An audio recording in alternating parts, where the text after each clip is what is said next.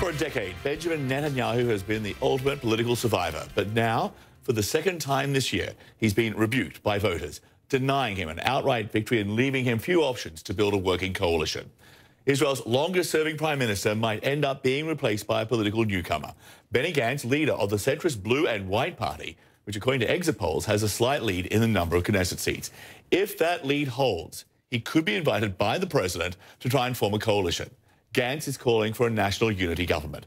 But the man whose supporters call King Bibi says he will work towards building a Zionist government without influence of Arab parties.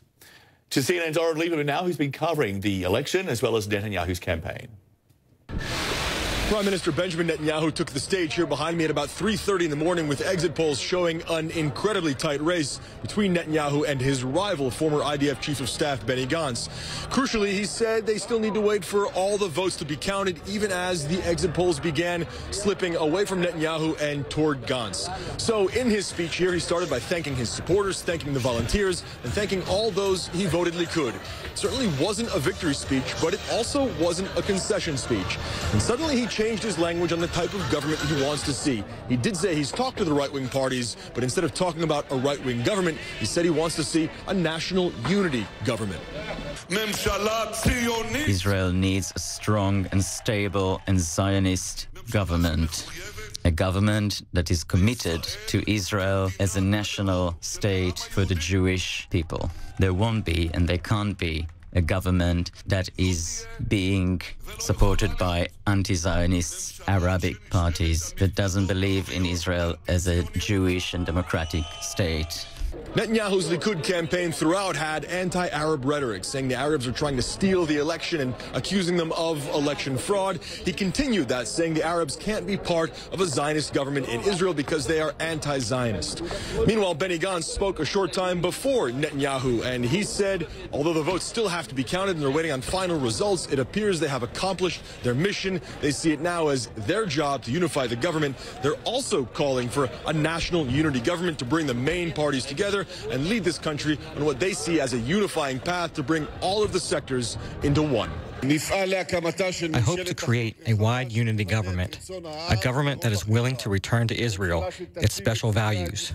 We're one people, one society. The polarization is behind us, and the work of unity and reconciliation is ahead of us. For Netanyahu, these elections aren't just about his political future and whether he can remain as prime minister and continue serving as the longest prime minister in Israel's history. They are also very much about his personal future. He has 2 weeks now until a preliminary hearing in 3 ongoing corruption cases where the Attorney General has said he intends to indict him on charges of bribery and breach of trust pending that preliminary hearing that's now 2 weeks away. If Netanyahu got the right-wing religious government he was hoping to have at the end of the night, he may have been able to legislate immunity from prosecution for himself. It appears the path to that government is very, very far away at this point. Where does this go from here? Well, the results will be finalized on Friday and only on Friday, and then all of the political parties begin meeting with Israel's president. He will see who they recommend. He will then appoint somebody to try to be the next prime minister and put together a government, and then we're into coalition negotiations, which is where this all fell apart over summer, leading Israel back to elections. Oren Liebermann, CNN, Tel Aviv. And joining me now from Jerusalem, Johanna Plesser, president of the Israel Democracy Institute, also a former member of the Knesset, a member of the Kadima Party. So, Johanna, thanks for being with us. This now all seems to come down to Oren Liebermann, the former defense minister. Thanks for having me. It's a pleasure. So we're looking at Oren Liebermann. He controls about 9 seats, maybe, in the Knesset, and everyone's looking at him, much to be the kingmaker. He sort of sparked this election back in April by refusing to join a coalition government. At the time, and he has repeated this again, he does not want to be part of a coalition which relies on the support of the religious parties for its survival. Let's just assume Lieberman gets his way and that there is this unity government with or without Netanyahu, but it is not dependent upon the religious parties. That in fact, they may not be part of the coalition at all. How much of a watershed moment would that be, not just for Israeli politics, but for the entire country? Well, this is a watershed moment, and we can now say with high degrees of certainty that neither candidate has achieved or can cobble together a coalition that is based on a majority of 61 members of Knesset. So while we know that neither candidate can form a government, we are entering a period of uncertainty because we do not know, we may not know for days or even weeks, who is going to be our next prime minister. It might be Mr. Netanyahu, it might be Mr. Gantz, and it might be a third anonymous candidate, a future leader of the Likud that the Likud might elect as a result of the fact that Blue and White is unwilling to sit with Mr. Netanyahu as a result of his corruption allegations. Yeah, there are a lot of options out there, and the country's in for weeks, I guess, of more political turmoil and uncertainty.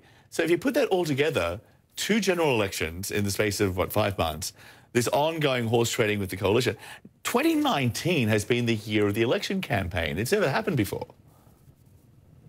Yeah, I mean, we never had a situation of 2 consecutive election campaigns, and nevertheless, we did not, yesterday, did not demonstrate a situation of voter fatigue, as has been the case, say, in Greece or Spain, when they went for another election. Actually, Israelis turned out in higher numbers. They rejected some of the ideas to undermine the institutions of rule of law that were surfaced in order to help Mr. Netanyahu dodge an indictment. And in this respect, while we still don't know who is the winner politically, we know that Israeli democracy, for sure, it came out as a winner. Netanyahu has had this reputation as being a political survivor, always able to pull a rabbit out of the hat where he needs it. And this election, much of his campaign was based on stoking fear of Israel's Arab minority population. If you look at the exit polls, the joint list of Arab parties is now the 3rd biggest in the Knesset. It would seem, is that an indication you can say that Netanyahu's strategy spectacularly backfired? Yeah, I think you're totally right. Mr. Netanyahu initiated this additional round because he thought it will improve his lot, and ultimately he did not achieve his goal. His goal was to achieve a majority of 61 members of right-wing plus ultra-Orthodox parties, and he's quite far from it.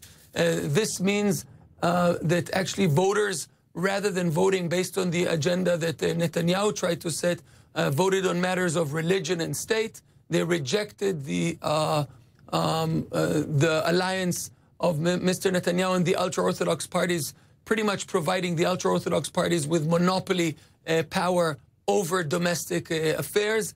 This explains the rise of Mr. Liebermann, and this explains the rise of or the increase in support for the Arab parties is actually a manifestation of the fact that Netanyahu tried to fire up his own base by threatening against a stronger Arab political force, and this actually backfired, and the Arab participation rates grew quite dramatically and upset Netanyahu's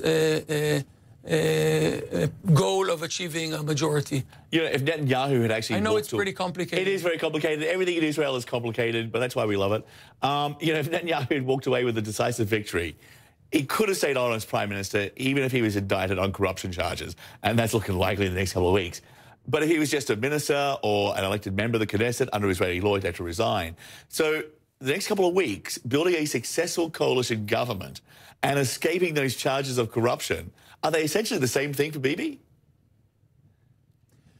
Well, I think you're absolutely right on raising this issue, because the timeline for Netanyahu's legal woes is extremely immediate. He's going to go through a hearing on on the decision of the Attorney General to indict the Prime Minister within 2 weeks, and a final decision is expected within 2 months, within the period pretty much of forming the next government. Now, Netanyahu was counting on having a majority that will grant him immunity from prosecution. This is not going to happen. If Netanyahu is a minister and indicted, it means that he will have to resign. So no matter how we look at it, if you combine Netanyahu's political and legal situation, it seems like quite safe to assume that we're nearing a new era in Israeli politics without Mr. Netanyahu within perhaps weeks or months leading our country.